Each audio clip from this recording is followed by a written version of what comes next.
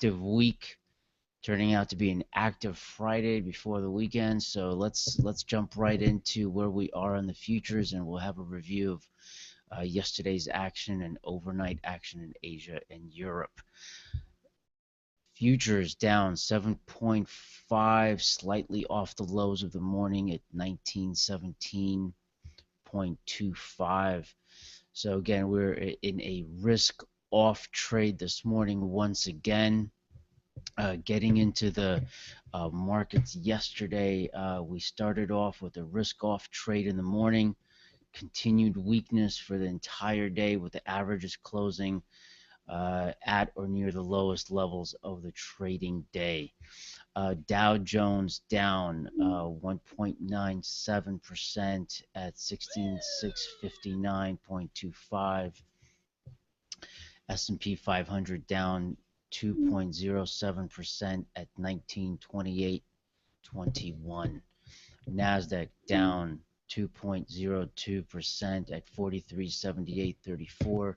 Certainly some absolute critical levels we went through yesterday. We'll discuss those in depth as we go into the show. U.S. import price index down 0.5% versus the expected negative 0.7%. Import price index year over year down 0.9 versus the expected 1.4. So let's get into the a few things coming through on the geopolitical before we get into the overnight of markets.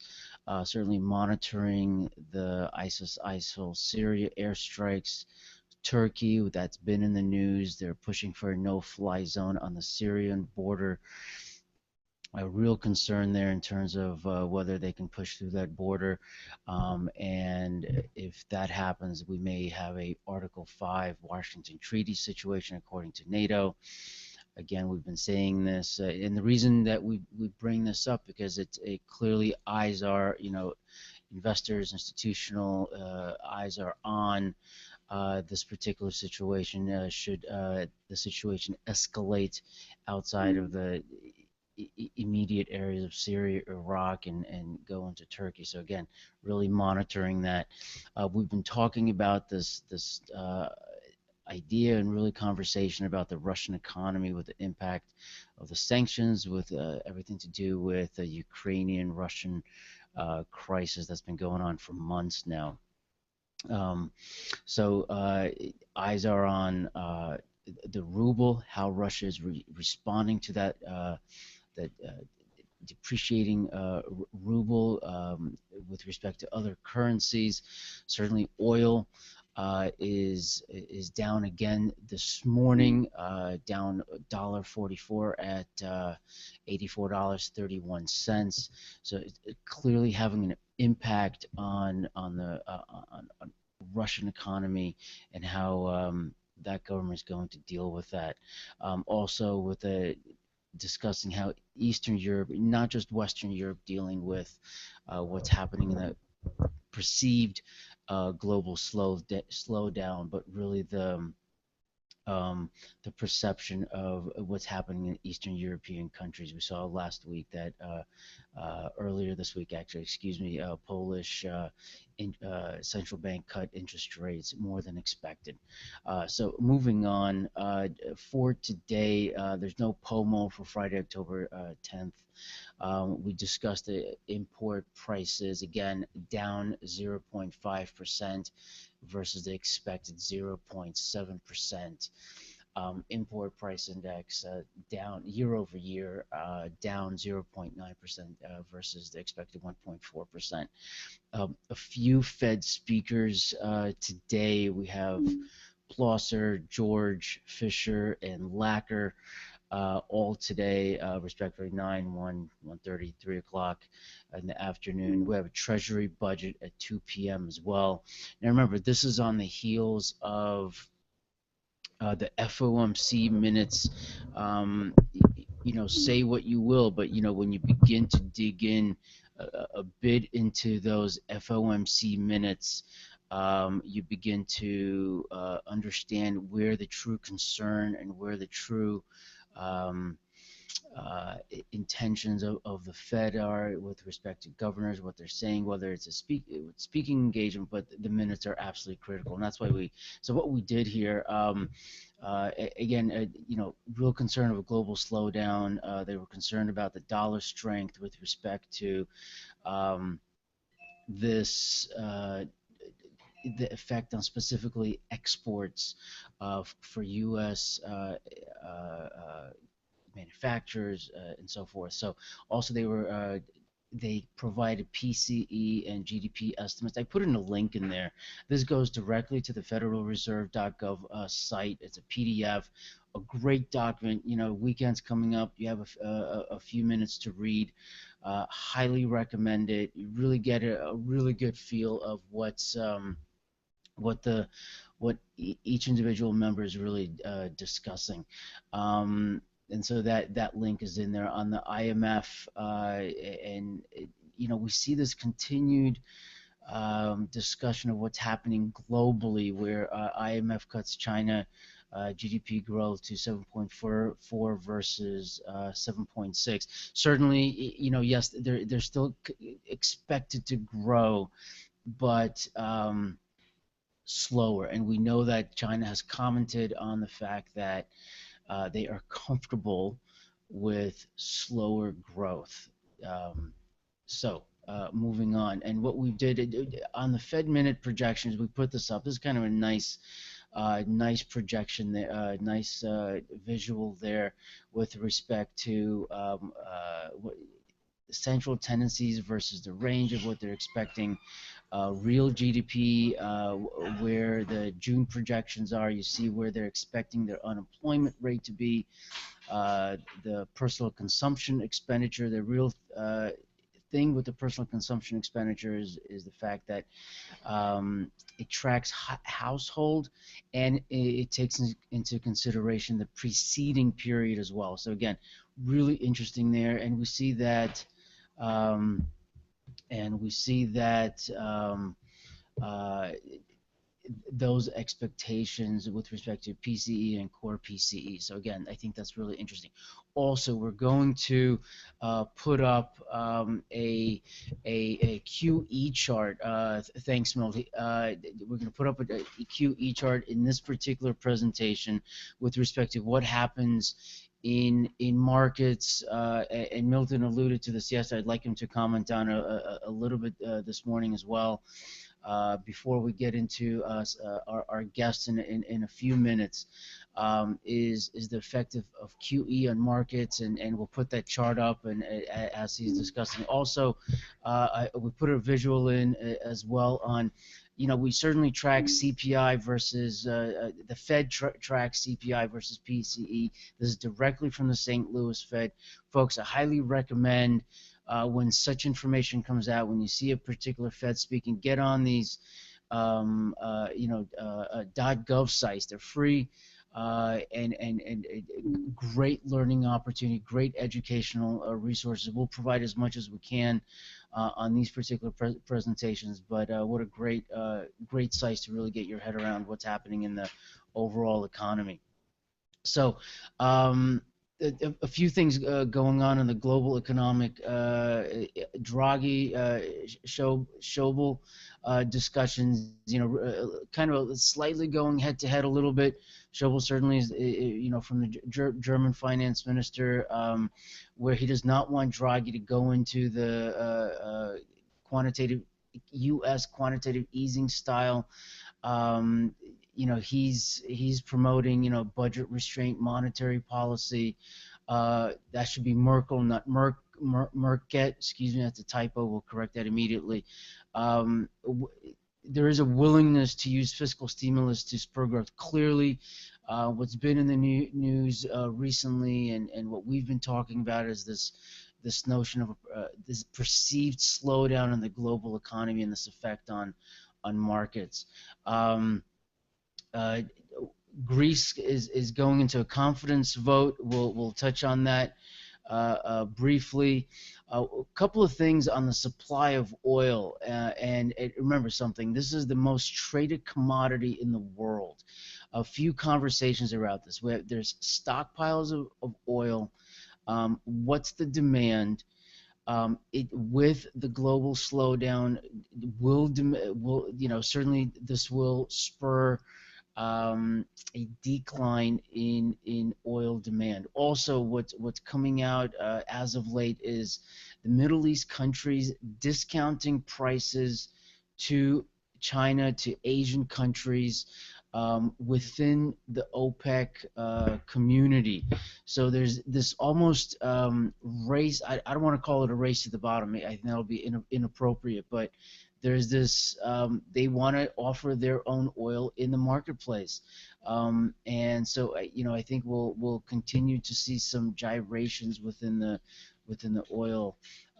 Getting into some of the commodities, energy, and raw materials. Crude oil at down $1.57 at 84.22. Gasoline down 0.0332. Heating oil down 0.0082, and natural gas up 0.013. I always, just as a fun fact, it seems like natural gas is always a little bit up when we have a little bit of cold weather in the Northeast. I think, I think there's some correlation there. All the time, George. It seems like it's every year the same exact thing. So, yeah, that's always something to keep an eye on. Yeah, so no, we're definitely in the Northeast. I got to tell you, it was a little bit of a cold night. Anyway, getting into the gold, 12.21 even, down 3.80. Silver 17.28 down $1.62, and platinum down again 12.62.38. One of the things that's kind of interesting here, we've been talking about Ebola. Cocoa is up $48 at 31.05, and remember, a lot of these countries in West Africa are large cocoa producers. So just something just to keep in mind. Do you mind if let's just on the oil, we broke through that 85 and a half, right? I'm thinking that's a resistance now. It was a big support before. Lots of banks talking about global implication on oil. Give us an idea, just technically, what you're looking at on oil. Well, just very quickly, like we said, I'll just give you a quick recap, Sure, and then what we're looking at. Initially we mentioned for the past week or so that the 88, 89 number was extreme support on the oil. Clearly, when that was broken, 85 was the next level. That was broken. We're currently at 84.02 in the morning. The next level of support you have is about 82.5 to 83. Ideally, though, if that number is broken, the only level of support after that is about $77, $78. I think, you may even reach that number, but technically speaking, we're looking at 82.50, 83 as next level of support, and ideally a large support at that 77 number.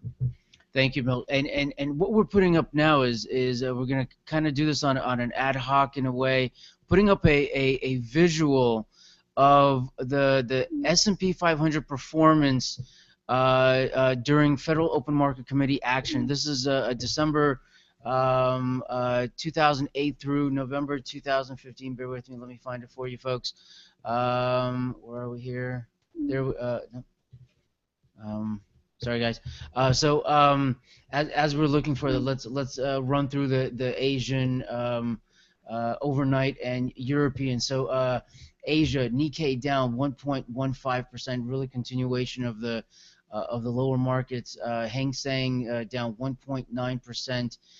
Shanghai down 0.62%. In Europe this morning, down across the board.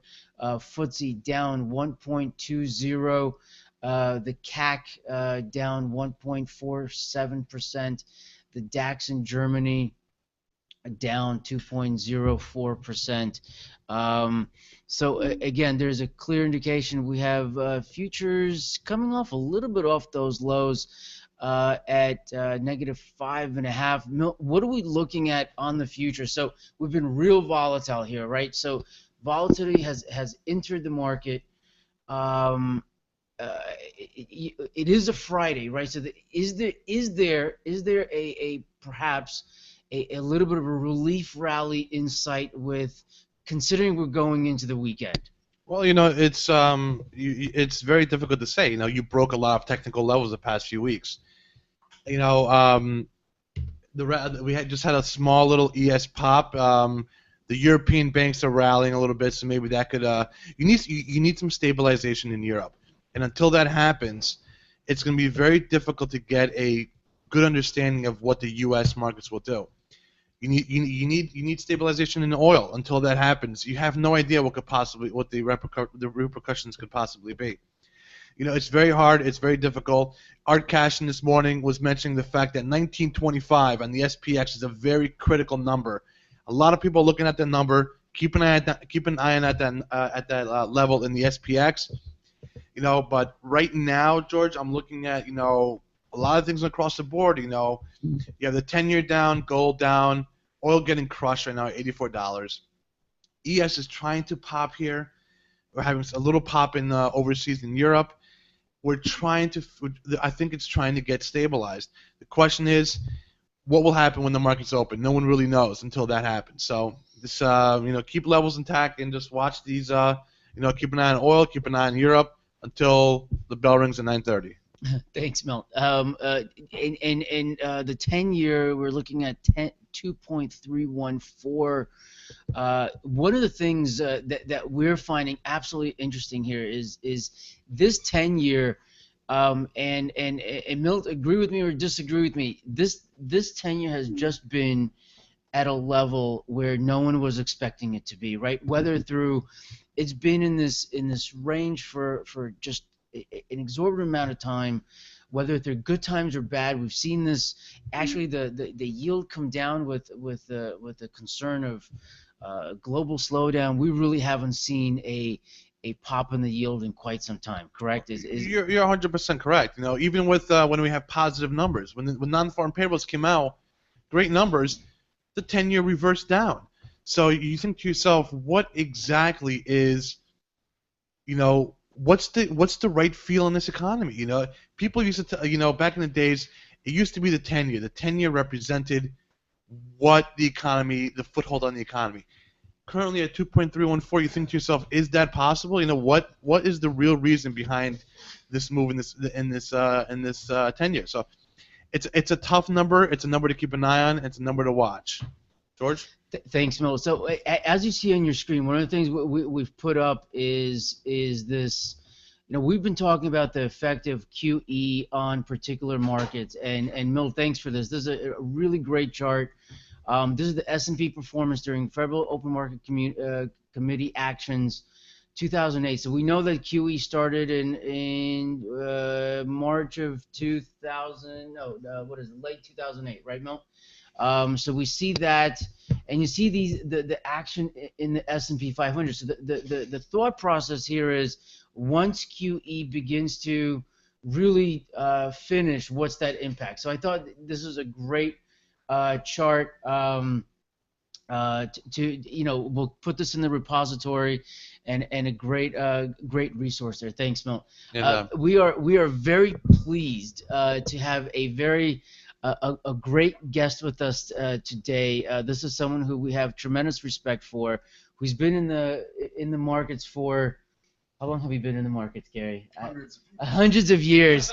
I was going to make a joke that he's just a freshman. He's about a month out of college, and he has legitimate experience in the markets. We constantly talk to him on his thoughts on what's happening in the marketplace. He has a great view on not just a high level, but also really getting into the fundamentals of balance sheets and income statements and how it translates into the actual stock price and the financial engineering behind some of the activity that you're seeing Why, for example, a Carl Icahn has a $203 price tag on Apple, why a Warren Buffett invests strictly in particular securities. So what we'd like to first, Gary, so this is Gary Rosen. He's been in the markets over 30 years. Absolutely has done just about everything. Highly intelligent individual. I say this publicly and privately, and this is a resource we go to frequently. So, Gary, welcome to the program. Welcome. And just tell us a little bit about yourself. Give us a little bit of, couple of minute Sure. Introduction of yourself, and we'll get right into the nitty gritty of things. I started doing Canadian arbitrage about 30 years ago. Then I did risk arbitrage, worked on various trading desks, now manage what's my money and a couple of retired wealthy individuals. Perfect. And we're all going through this hammers of hell period in the markets. And it seems as if it's being brought on by the global slowdown, which has affected commodity prices over the last few months. There's a definitive breakdown of all commodities, copper, nickel, aluminum, and certainly crude oil. And so even this morning when Manitowoc missed their numbers, and they're a huge builder of cranes internationally, there's a lot of empirical evidence that the slowdown is starting to cascade and affect what could be international sales, at least in this country. So we have a much lower market, and it's affecting the weaker sisters first, which is the small cap. So Gary, let's jump into this a little bit. So we've seen a decrease in oil, right? So give us some color on if you're a company in commodities, if you're a company in energy, what do you do? What are they? How do they position themselves in this particular? What's going to end up happening is that there's probably a game of brinksmanship going on now between OPEC and the U.S. We are now producing 9 million barrels a day. That's bumped up 2 million from where we were a year ago. And so, like the natural gas markets, we now have become expert at producing oil from various regions in this country, and now we have a slowdown. So we have this perfect storm. So what's probably going to happen is one of these nights there'll be a meeting, probably with OPEC, and I don't think they're going to take crude down into the 70s, but it's possible short term. And then we'll get this OPEC jawboning, which will probably stabilize the crude markets.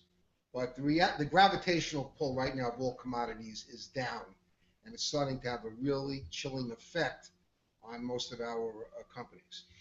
If you were an investor, if you're a hedge fund manager, portfolio manager, money manager, you're seeing a precipitous decline in these stock prices, correct? Correct.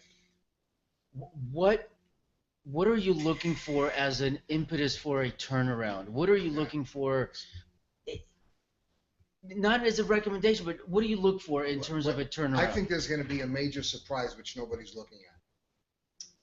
Most people come in every single day, they look at the news, and they just stay very current, and they don't really think out of the box. We had a banking crisis, very few people saw the trade. A housing crisis, very few people. David Tepper tends to see these trades. He gets to what he calls the green grass before everybody else. So what's probably going to happen is it doesn't make sense for QE to be in existence for 6 or 7 years, only to have the U.S. stock market crash. My prediction is that there will be a global emergency meeting with Europe and China and the United States. And they have to stop the possibility of a global meltdown of equity markets, which would then have a terrible effect on our economy. It would destroy what's left of the housing momentum, kill the wealth effect, and put a malaise in the minds of most consumers. So my feeling is before that happens, and even though most people think the Fed is out of bullets, they will create another scheme in their mosaic of being original to do this. And it will come when least expected, as usual. It'll be a Band-Aid, but it might have a tremendous near-term effect on markets moving substantially higher. I think that's coming closer, as I do the potential of coming in on any given day, since we can't predict markets, and having another spasm where we're down 500 or 600 points to where stock prices get absolutely silly. And when they get silly and there's no more reason to sell them, that's probably when you've reached terra firma. Gary, quick question for you. Sure. What do you think is you've mentioned oil, you mentioned, the economy-wise, you mentioned global economy. Do you believe certain oil names at these levels are attractive, or do you think that you could possibly see another down leg until oil stabilizes? Is it something where you can sit back and be like, you know what, I can start nibbling here, or are you sitting back and waiting till that event happens where oil stabilizes and then you can jump into that sector? It's an excellent question. And so I've been through these periods many times. I must admit I've given back more money over the last 2 months than I've done in about 30 years, and that's saying everything. And which goes to the fact that most of my money was lost in small cap oil. And so what ends up happening is one has to look at the big picture. So at some point, oil is going to bottom. Is it going to be 78 or 80? It's impossible to know. It's a fool's game. But it will bottom. And so what will end up happening is you'll have a tremendous amount of fast money coming into that sector thinking that they're going to buy the bottom. And so what would end up happening is you'd have to buy the big integrated companies with fortress balance sheets that pay dividends. A blueprint would be what Warren Buffett has bought, a lot of which is Exxon. It could be Exxon, it could be Chevron. It would be well-capitalized companies that you don't have to overlook the balance sheet and their capacity to do massive shutdowns. But you're going to get this period where CapEx is going to be affected, which is going to hurt Halliburton and Baker Hughes and many of the other companies in this group. But the best trade will be when oil seems as if it's puked out to where there's nothing left, will be the Exxon, the BPs. It'll be the best capitalized stocks that the money will gravitate to first, as it does when you will get a bona fide rally in the S&P. It'll be Wells Fargo, American Express, and Johnson & Johnson, et cetera. Go ahead, Mill. One other question I have. You mentioned the markets. You mentioned the possibilities of another downdraft in the markets. You see the Russell breaking down. The Russell is in negative territories. Oil getting slaughtered. You're seeing a lot of momentum names. The continuation to the upside in certain momentum names has to make you think to yourself that something is just not right. We're having legitimate, established companies getting demolished. Yet companies that have been out in the markets for 1, 2, 3, 4 months, who we have no idea what will happen in 2 years in that industry, continue to rise. Do you not see some sort of misconception of what's going on in reality in this market? Is it something where you have to take a step back and think to yourself, what really is going on? Do you see that that as an indicator that caution has to start coming in, or do you see that as like in 2000 when everyone just started piling into money into random companies, they had no idea what's going on, but in all reality, a year or 2 years later, everything collapsed? Are you seeing that now going on in these momentum companies, these IPOs, or is it just day to day? That's just the normal market reaction right now. What's your feel on all these momentum names that's constantly rising higher while companies that like GDP and companies that are established companies just get demolished every day? Excellent question, Milton. What will happen is that the market will get efficient and even more efficient. And the companies that are trading 20, 30, 40 times revenue, that have been in existence for 1 year or 2 years, where it's impossible to define what their business model is going to look like, these companies slowly but surely will be destroyed. They will be cut in half. They will lose 70, 80% of their market share. Once in a while, you'll get a company that has a phenomenal business model and actually is a great growth company. And then, of course, what does the market pay for? Because the amount of growth companies that have true growth is so few, and what's being paid for them, like a Chipotle or a Netflix, It's really incomprehensible. But the market eventually will sort that out and destroy those companies that have been trading at ridiculously inflated prices. It's just a matter of time. But the bigger problem that we're facing is that the efficiencies and the productivity of companies to be able to manage their business with much fewer employees. It's a race to the bottom, which I've discussed with Milton many times. It's how you go on an internet and everything gets cheaper and cheaper and cheaper and cheaper, which means profit margins get destroyed, cash flow gets destroyed. It's harder to find employment. This is all part of why the Fed has to keep rates at zero, because they see this. And so I don't know how one fixes that, but that is the infection within the market. Interesting. And it's not really being addressed, and until it is, with tremendous government involvement, much more than we've seen, this is going to have a cloud over our markets because there's no way around it. I agree, Gary. It's an interesting, very interesting thought process. And it's something that everyone needs to take a heed at. People are so complacent in this market these days that they really are not seeing the indicators of a global disease. With Germany, who was the rock of Europe, is coming out saying things are just not good over there. What could possibly, what's the next thing that could possibly? It's like a little brick being pulled from the wall right now, and who knows what could be the result of Germany, continuing with these issues, So it's a very difficult thought process. It's very difficult to really understand the repercussions of that on the U.S. markets. But right now, it's we just have to take every day by day, and then evaluate your positions, love what you own, and at that point you can move forward. George, one of the things that Gary and I talk about a lot is, so there's, when we get earnings reports, there's this conversation about top line growth and maybe lack of top line growth. How does a company, more, for lack of a better expression, promote their own stock price, right? So we talk about this a lot. So let's get a little bit into the nitty gritty of it all. You talk a lot about how companies are purchasing their own shares in the open market using their cash, right? So let's talk about that a little bit. What's that concept? Let's break it down for us. So what we have, to really understand it, one would have to look at what Warren Buffett does, which is basically buy monopolies or duopolies. And so what ends up happening almost in every company that he's in, you have a remarkable amount of money, free cash flow from the companies that he owns, that is dedicated to buying back massive amounts of stock, which bootstraps their earnings even in a low revenue growth period.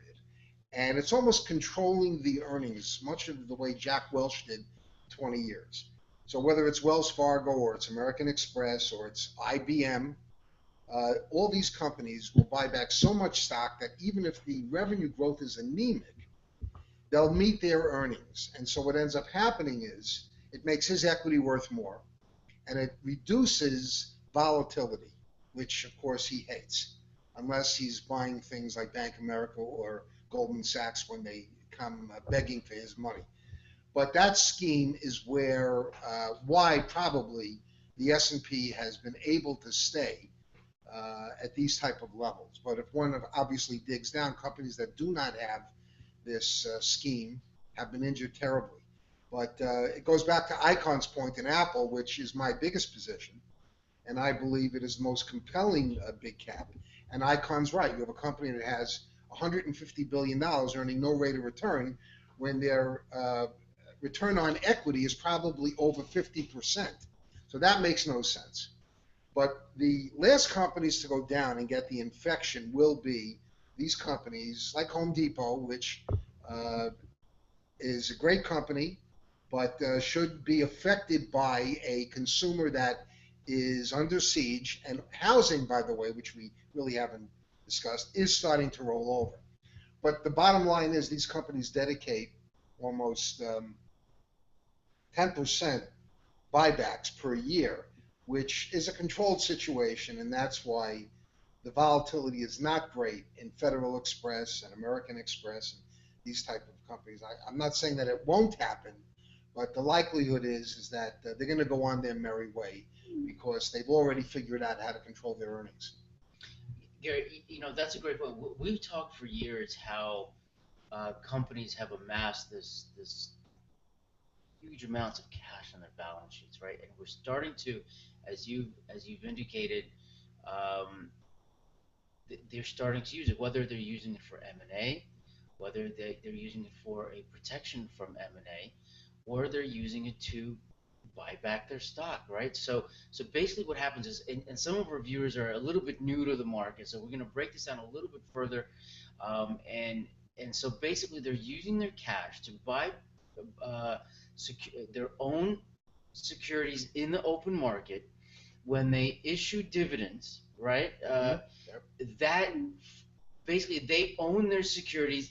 It's a financial engineering to pad their earnings, correct? So it's a great way for companies in low top line growth quarters to really stay afloat. Would you say that? I mean, is that? The bottom line is the manager of a company is to get their stock, if they're publicly traded, to get their stock price higher and higher. And the best way to do that, obviously, is buying back their stock. And because hiring people is a liability unless they're rainmakers, and because of the landscape being really nasty in terms of where our economy is, I mean, let's not fool ourselves. We have an anemic situation, and to take high risk for corporations doesn't make much sense. So the path of least resistance will be these massive buybacks. That's great. So give us an idea. So we talked about macro. What would, we talked about the commodities, the energies, anything else that you're seeing out there that's compelling, that's at least interesting to at least monitor for the next quarter or so, going longer term? Well, since most of us have been losing money, some faster than others, my feeling about this is when you get into these periods, and you never know how they're going to turn out. We could be down 300, up 300. It's impossible to know this. So when you're in a hole or a ditch, you stop digging. To come in every single day and to try and figure out the minutia of the day when you have this hurricane, this typhoon around you, doesn't make much sense. There's going to be a cleansing, and it always comes. We don't know the severity of it, but from much lower levels, if that were to happen, as traders, which most of us are, we will have a much better risk-reward profile from much lower levels. Let this play out, and it will, as it always does, and then there will be opportunities, and then that's the next question: what are the great opportunities, how to seize them? But it looks as if we're in the middle of this infection, and it's got to manifest itself and play out so that the risk reward for most traders becomes better than what it's been over the last few years. I think you bring up a very poignant matter. So let's say we go through this cleansing, wherever we end up, whatever levels we're at, what's a good overall macro risk reward? Should really traders approach a particular investment over the long haul? What's your thought on that? So most traders that don't have much capital will tend to go for crappy stocks under $5, which is commensurate with the lack of capital that they have. Unfortunately, we're now in a period where only the great international, well-run companies with huge free cash flow will do better than most. We're not in that speculative period anymore, for the most part. Even though we get these periods where Milton could put a story out and a stock will move 10 or 15%, but that burns out quickly. So the important money that's dedicated, and what I mean to say about that is that this website gives news, extremely quickly and efficiently. But away from that, we're talking about where money is going to where it's going to be treated best. And where it's going to be treated best would be a Wells Fargo, an American Express, the top 50 international companies. And beyond that, if the markets regain a footing, then you'll have the secondary, tertiary companies that will start to react more positively.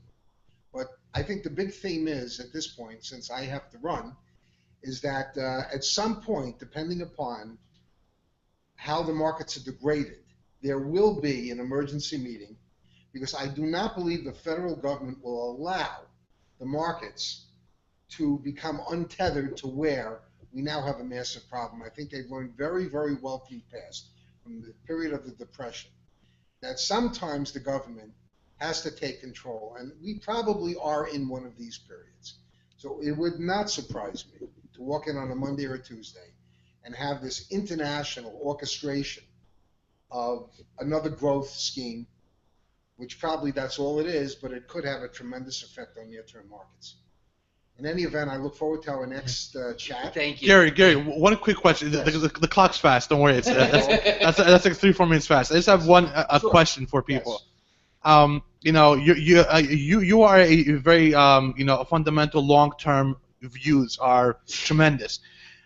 As my mindset is a trader, swing trader. I see companies like a GoPro, GPRO, trading at these levels, and the momentum is insane. Then I see companies like Apple. The future of Apple is tremendous. I kind of came out yesterday. It's a 203 target in his eyes. As someone that's been in the business for plus 30 years, money is made through investing money. Day trading is a very wishy-washy type of business. As an investor, as someone with that has been in the business for 30 plus years, you see a GoPro, you see an Apple. How do you sit back and think to yourself, how GoPro trades this way, an Apple that just constantly makes money every second of every day, barely moves? Like, how does someone comprehend that? Well, how does someone view that as would you put money to work or invest in GoPro, or would you put your money to work and invest in Apple, a company that's basically the largest company that has the best brand name all over the world? Like, how do people decipher that and think to themselves, GoPro goes up every day, but Apple barely moves? As a trader and investor, what's your feel on that? What do you look at, and what would you think to yourself in 2 years where each would be? Excellent question. In a perfect world, where somebody had the depth and the bench and the analytical skills, what one would do is they would buy an Apple and they would be short a GoPro. You would do that on an equal basis dollar-wise, because over time you're going to make a lot of money with those longs and you're going to make a lot of money with those shorts. So that is a perfect plan to isolate what's cheap versus what's ridiculously expensive. Apple may not be the flavor of the day. It's already had a massive move up. But Apple is one of the most remarkable stories that I've ever seen, because everything in Icon's letter is completely correct, with the exception of the cash amount that he discounts and the price to earnings, which I'm not sure the street's going to pay 19 for. But what ends up happening is, what's tricky is that you need to have a long-short book to be able to weather the storm, because if you're short a stock like GoPro that is trading, let's say, 50 times revenue, before you're proven right, you could be 40% wrong. And that is the biggest problem with being short garbage. I agree. That's the problem, because you might be better off being short a basket of garbage where you're not rifle shooting. But eventually, water seeks its own level. It has to, especially in the financial business. Financial business could be very sloppy and incomprehensible, but at the end of the day, it becomes extremely efficient.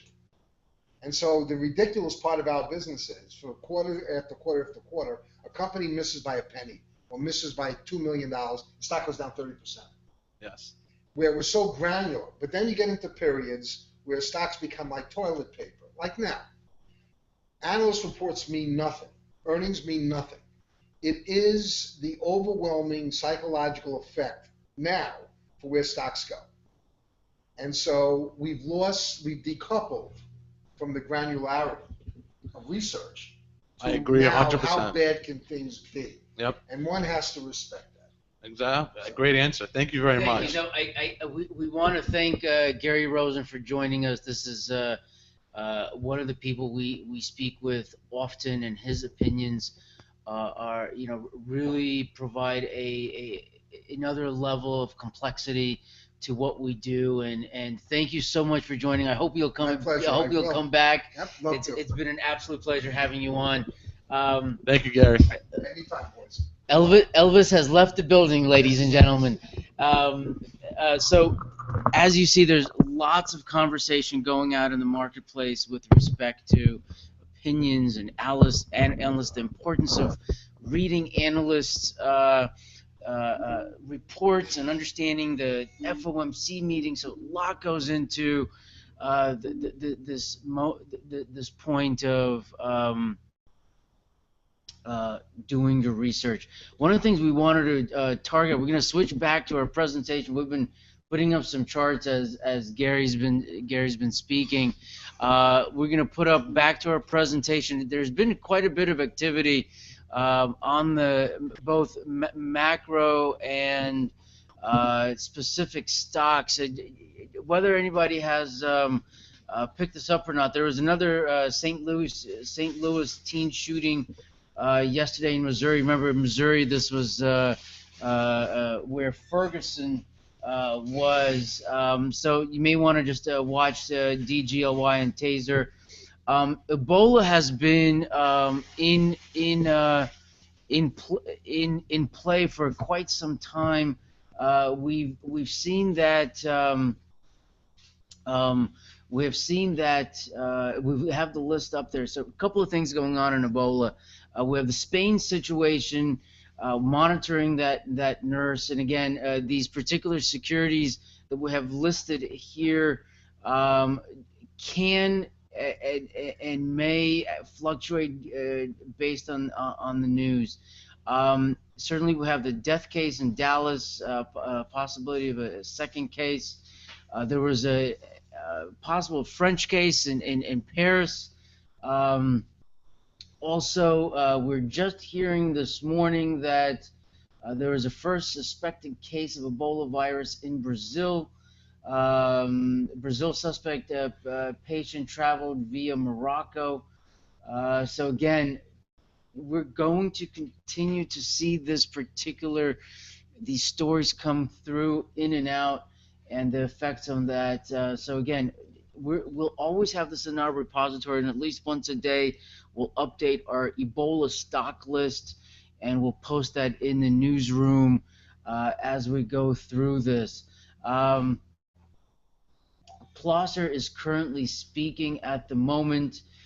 Something that's coming out is, the market has expected too much from the Fed.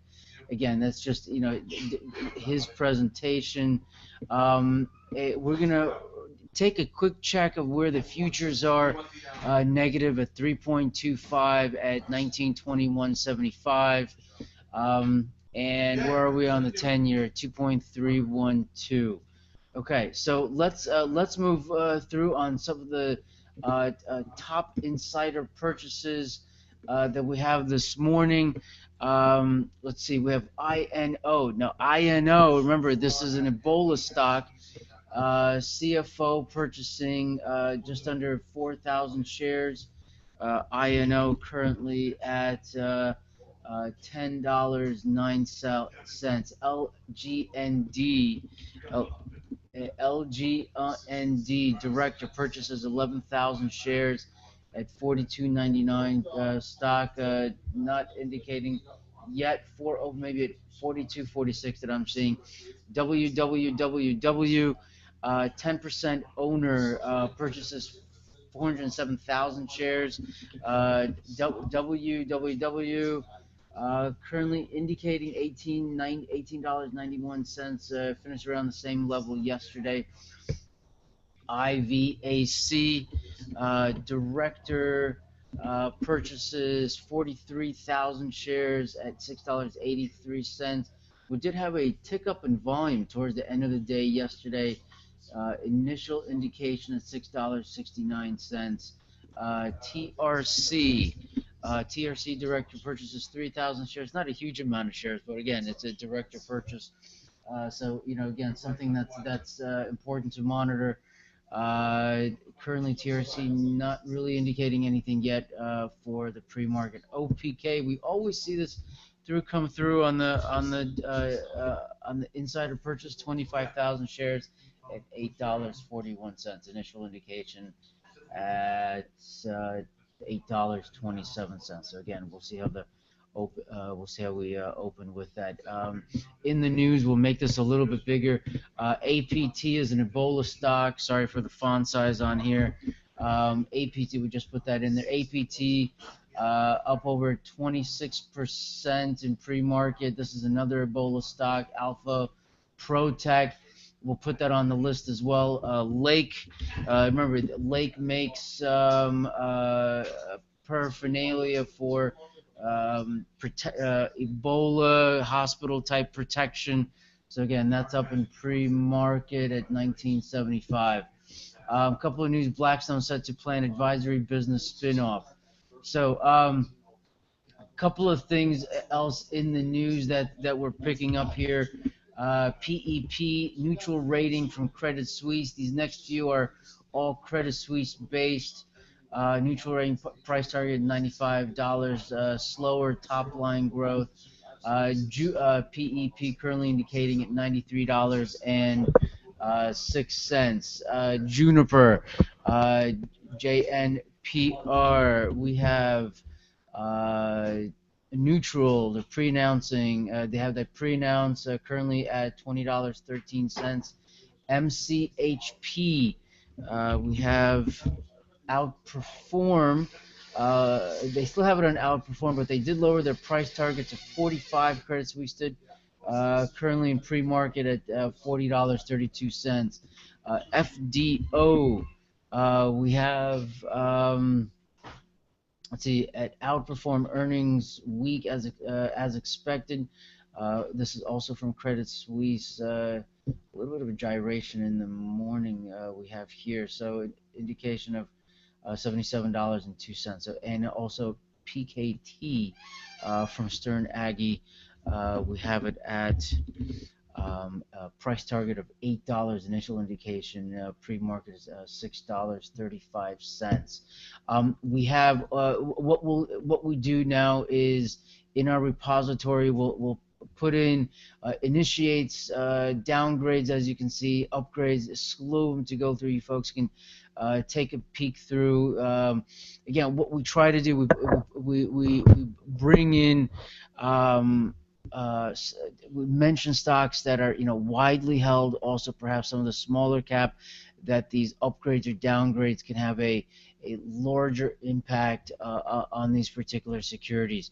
So these will be in our repositories after the show. So what we'd like to also for IPO markets today, we have Play priced at $16 and for 5.8 million shares.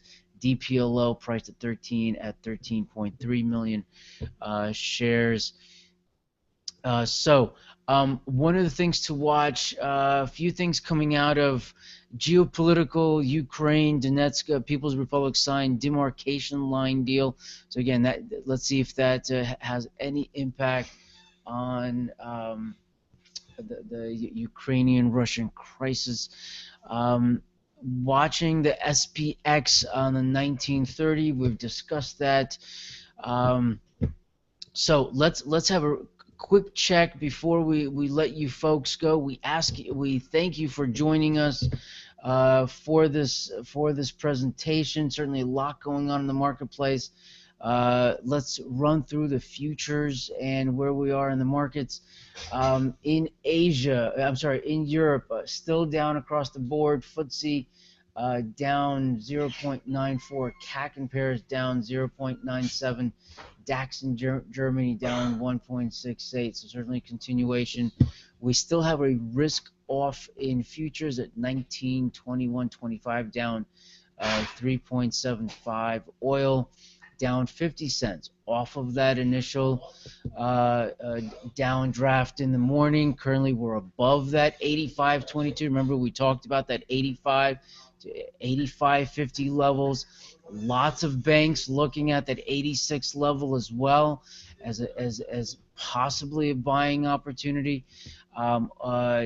Natural gas down 0.0184. at 2.2562. Heating oil up 0.0053 at 2.5415. Call it. 10-year still at that 2.314 level.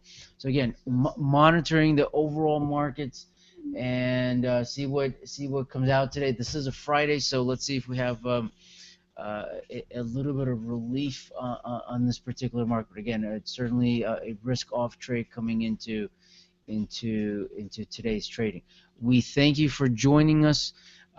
This has been Unusual Activity powered by Financial Juice with George Avedon and Milton Maimonides. Thank you for joining us, and happy hunting.